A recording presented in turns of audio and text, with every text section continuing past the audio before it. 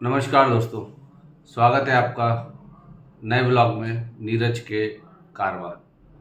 आज का टॉपिक हम बहुत अच्छा टॉपिक चूज़ कर रहे हैं जो कि सभी को काम आएगा। जो लोग रियल एस्टेट सेक्टर से जुड़े हुए हैं उनको मैं 10 स्मार्ट ट्रिक्स दूंगा। वो 10 स्मार्ट ट्रिक्स क्या होंगी, आज हम उस पर चर्चा करेंगे। और बहुत शॉर्ट वीडियो है तो इसको ज़्यादा से ज़्यादा शेयर करें और लाइक भी करें, क्योंकि जो लोग रियल एस्टेट सेक्टर में हैं उनको समझना होगा कि सेल्स कैसे होती है। क्या होता है, हम जब बात करते हैं किसी कस्टमर से, हम लोग डायरेक्टली बात करना शुरू कर देते हैं। हम लोग उसको समझते ही नहीं है कस्टमर को कि क्या वो चाह रहा है, क्या उसको नीड है। डायरेक्ट कस्टमर भी हमसे ही डायरेक्ट बोलता है कि साहब मुझे ये दिखा दो, मुझे 2 BHK का फ्लैट दिखा दो, 3 BHK का फ्लैट दिखा दो, आपके पास क्या है, क्या बजट है। और सबसे मेन बात आती है कि डिस्काउंट क्या दे देंगे आप। इन सब चीज़ पे हम बात ना करें। कभी भी ये ध्यान रखें, सेल्स में हमें बहुत इम्पॉर्टेंट चीज़ है। पहला, सबसे पहला पॉइंट वो है प्रोडक्ट। हमें समझना होगा कि हम कस्टमर जो भी हमारे पास आ रहा है, हम उसको क्या प्रोडक्ट दे रहे हैं। बात प्रोडक्ट की कभी मत करें, बात करें प्रॉब्लम की, कि जब भी वो कोई क्वेश्चन करता है कि साहब आप डिस्काउंट दे दो, तो उससे ये समझना पड़ेगा कि आप डिस्काउंट की बात क्यों कर रहे हैं। क्या प्रोडक्ट में कोई खामी है या प्रोडक्ट इंफीरियर क्वालिटी का है, क्यों आप डिस्काउंट पूछ रहे हैं। इस चीज़ का बहुत ध्यान रखना पड़ेगा। हमें हमें उसकी प्रॉब्लम समझनी पड़ेगा कि वो डिस्काउंट क्यों मांग रहा। हो सकता है उसके पास कुछ फंड का इशू हो सकता है उसके कोई लोन में प्रॉब्लम आ रही हो सकता है उसके बैक कुछ ऐसे खर्चे हों जो हम नहीं समझ पा रहे हैं या कस्टमर हमें नहीं बता रहा है। तो हमें उसकी प्रॉब्लम्स को समझना पड़ेगा, उसकी एनालिसिस करनी पड़ेगी, तभी हम उसके हेल्प कर पाएंगे। क्योंकि देखिए क्या होता है, रियल एस्टेट सेक्टर में हेल्प करना बहुत इंपॉर्टेंट है। हम एक दूसरे की हेल्प कर ही रहे हैं। हम किसी को घर दे रहे हैं तो ये उसकी एक हेल्प ही है, क्योंकि आप जानते हैं कि 3 चीज़ सबसे इम्पोर्टेंट होती है, रोटी, कपड़ा और मकान। तो हम अगर किसी को छत दे रहे हैं, आशियाना दे रहे हैं, तो हम उसकी हेल्प कर रहे हैं, उसकी प्रॉब्लम्स जो भी हैं उसको सॉल्व कर रहे हैं। तो प्रोडक्ट की बात कभी ना करें, हमेशा उसकी प्रॉब्लम को एनालिसिस करें, उसको प्रॉब्लम को समझें हमेशा। दूसरी बात, सेकंड जो पॉइंट्स हैं, ये जो ट्रिक्स मैं आपको दिखा समझा रहा हूँ ना, ये बहुत इंपॉर्टेंट ट्रिक्स हैं। इसको आप हमेशा गांठ बांध के रख ले, ट्रिप्स आपको हमेशा काम आएगी। क्योंकि क्या होता है कि क्लाइंट इन सब चीज़ों से ही उलझ जाता है, और उसको सुलझन तभी देंगे जब आप उससे ज़्यादा से ज़्यादा बात करेंगे। तो सेकंड जो पॉइंट है हमारा, वो है वैल्यू।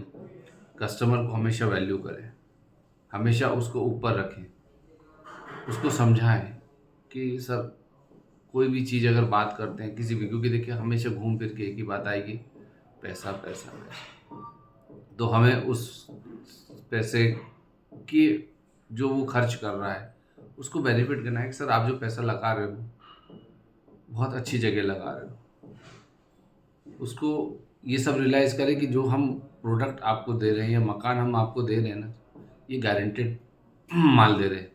गारंटेड है, वो उसमें है कि कहीं से आपको कोई भी प्रॉब्लम आती है तो कंपनी की गारंटी है। जैसे हम कहते हैं कि सेज में हम लोग हैं तो हम बोलते हैं कि सेज की गारंटी है। तो ऐसे क्यों कहते हैं, वो इसीलिए कहते हैं कि कोई भी मैन्युफैक्चरिंग डिफेक्ट हो या कहीं भी हो, मुझे कस्टमर को 100% सेटिस्फाई करना है। तो सेटिस्फेक्शन कब आएगा, जब हम उसको गारंटी देंगे कि हाँ सर मैं आपके साथ हूँ, मैं आपके साथ खड़ा हूँ। सेल्स में जब मैं आपको बेच रहा हूँ तब भी मैं खड़ा हूँ, और बेचने के बाद भी मैं आपके साथ हूँ। क्योंकि मुझे एक बार मकान बेच के मुझे बाहर नहीं होना है, मुझे आपके साथ में जन्म जन्म का जब संबंध बनाना है। मुझे मालूम है कि आप अगर आप खुश रहेंगे, आपका परिवार खुश होगा, तो मेरे साथ आप 2-4 लोग और जुड़ेंगे मेरे साथ आपके माध्यम से। तीसरा पॉइंट, कस्टमर का नाम हमेशा याद रखो, मैजिक होता है। जब भी आप कस्टमर से बात करें उसके नाम को संबोधित करके बात करें, तो उसमें क्या कस्टमर को बहुत सेटिस्फेक्शन मिलता है कि यार मुझे जानता है। कभी भी हो सकता है हम देखो लॉन्ग टर्म में भूल जाते हैं कस्टमर को, बट भूले ना कस्टमर को याद रखें और उसको जब भी बोले तो सर सर ना करके उसके नाम के साथ सर लगाएं। कोई भी नाम हो कस्टमर का, वो नाम लें और उसके बाद फिर सर लगाएं, उसको अच्छा लगेगा। तीसरी चौथी चीज़ जो हमको होना चाहिए कि हमको सुनना सीखना चाहिए। जब भी कस्टमर हमसे बात कर रहा है, जो भी कोई क्लाइंट हो हमसे बात कर रहा है ना, तो हमको उसकी पूरी बातें सुननी चाहिए, उसको बोलने दें। आप कभी मत बोलें। आप जितना कम बोलेंगे, जितना कस्टमर के क्वेश्चंस आएंगे, उतना आपके अच्छे आंसर्स आएंगे। तो कस्टमर को हमेशा ज़्यादा से ज़्यादा बोलना दें, आप कम बोलें। पांचवा, ऑब्जर्व करो कस्टमर को, क्या चाह रहा है वो। मैंने पहले भी चौथे पॉइंट में कहा था आपको सुनना सीखो, बोलो मत। तो पांचवें पॉइंट में यही है, आपको कम बोलना है, आपको सुनना ज़्यादा है। जितना ज़्यादा आप कस्टमर को सुनेंगे, लिसनिंग करेंगे, चाहे कोई भी हो, चाहे टेलीकॉलर ही क्यों ना हो, उनको भी कस्टमर से अगर कोई बात कर रहा है तो कम ही बोलना चाहिए। कस्टमर के क्वेश्चंस को ज़्यादा से ज़्यादा आने चाहिए अपने पास। 6 पॉइंट, हमारी एनर्जी। आप कभी भी किसी फालतू चीज़ों में एनर्जी अपने वेस्ट ना करें। कस्टमर से जब भी बात करें उसकी एनर्जीज को ध्यान में रखें। वो जितना ज़्यादा बोलेगा, जितने क्वेश्चंस उसके होंगे, आपको समझ में उतना फास्ट अच्छा आएगा। आप उसका रिप्लाई भी बहुत अच्छे से कर पाएंगे। तो ये बहुत ज़रूरी चीज़ है कि अपनी एनर्जीज बचा के रखें, बोलने में ज़्यादा वेस्ट ना करें और रिप्लाई बहुत आराम से करें, बहुत सोच समझ के करें। कोई भी क्वेश्चंस अगर आता है तो पहले माइंड में आप प्रिपेयर होना चाहिए, आपको क्या आंसर देना है। तो जल्दी से जल्दी रिप्लाई देने की कोशिश ना करें, बहुत आराम से रिप्लाई करें। सातवीं चीज़, जितने भी हमारे पुराने क्लाइंट हैं उनसे रिलेशन बना के रखें, उनको याद रखें, कभी उनको छोड़े ना। बीच बीच में उनको फ़ोन करते रहें या कहीं ओकेशंस में हम उसको मिल जाते हैं तो उनसे ज़रूर मिलें, उनसे दूर दूर ना भागें, क्योंकि वही पुराना क्लाइंट हमको नया क्लाइंट ला करके देगा आपको। क्योंकि क्या वो हमारा एक परिवार का सदस्य है। जो परिवार का सदस्य मिलता है ना, तो वो हमारी हेल्प करता ही करता है। तो इसको आप याद रखें, पुराने क्लाइंट को कभी भी भूले ना, उनसे रिलेशन बॉन्डिंग हमेशा रखें और उनको याद करते रहें। 8वां पॉइंट, कस्टमर को ऐसे ऑफर दें जैसे कि हम उसको कोई गिफ्ट दे रहे हैं। क्या होता है, पैसे की तुलना पैसे से नहीं की जा सकती। आप उसको कितना भी कर लें, कस्टमर आपसे डिस्काउंट मांगेगा ही मांगेगा, बट उसको जब भी लगे तो ऐसा मतलब आपके चेहरे पे जो स्माइल होनी चाहिए हमेशा। कभी आपके चेहरे पे परेशानी वाला चेहरा नहीं दिखना चाहिए आपका, हमेशा आपके चेहरे पे स्माइल दिखनी चाहिए। क्योंकि आप अगर चेहरे पे स्माइल है, खुश दिखेंगे ना, तो कस्टमर भी खुश रहेगा। आप उसको कितना भी कम डिस्काउंट दोगे तो वो हमेशा आपको ज़्यादा बढ़ेगा नहीं। क्योंकि क्या होता है, हर एक चीज़ की डेडलाइन होती है, उस डेडलाइन से आगे कोई भी नहीं जा सकता, चाहे आप हो या कस्टमर हो। उसको ही मालूम है कि कितना डिस्काउंट होता है वो, क्योंकि मार्केट में वो पूरा सर्वे सर्च सब कुछ करके ही आपके पास आया है। तो ये चीज़ें बहुत ज़रूरी हैं। 9th जो सबसे इम्पोर्टेंट प्राइम है, प्रॉमिस। कस्टमर को हमने जो भी प्रॉमिस किया है उससे ज़्यादा उसको उससे पहले डिलीवर करो। अगर आप कोई कमिटमेंट करते हो तो कमिटमेंट का फुलफिलमेंट करो कि हाँ साहब, मैंने ये कमिटमेंट आपके साथ किया था और मैं आपको ये प्रॉमिस दे रहा हूँ और आपको ये फुलफिल करूँगा और करूँगा। किसी भी कंडीशन में हमें उसके प्रॉमिस को फुलफिलमेंट करना है, चाहे कुछ भी हो जाए। चाहे हमें अपने कितने भी सुपर बॉस हो या कंपनी हो, चाहे मैनेजमेंट हो, जिससे भी अगर हमें लड़ना पड़े या कुछ भी करना पड़े, हमें रिक्वेस्ट करनी पड़े, बार बार अनुरोध करना पड़े, तो वो हमको करना चाहिए और तभी वो काम में हमको सफलता मिलेगी और हम कस्टमर को सेटिस्फाई कर पाएंगे, क्योंकि वो अगर हैप्पी है तो हम भी हैप्पी होंगे, हमारे दूसरे क्लाइंट भी हैप्पी होंगे।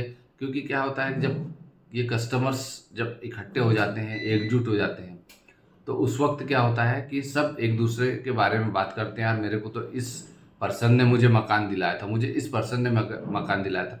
तो वहाँ पे पॉजिटिव नेगेटिव की बहुत बातें होती हैं, तो आप उससे बचें।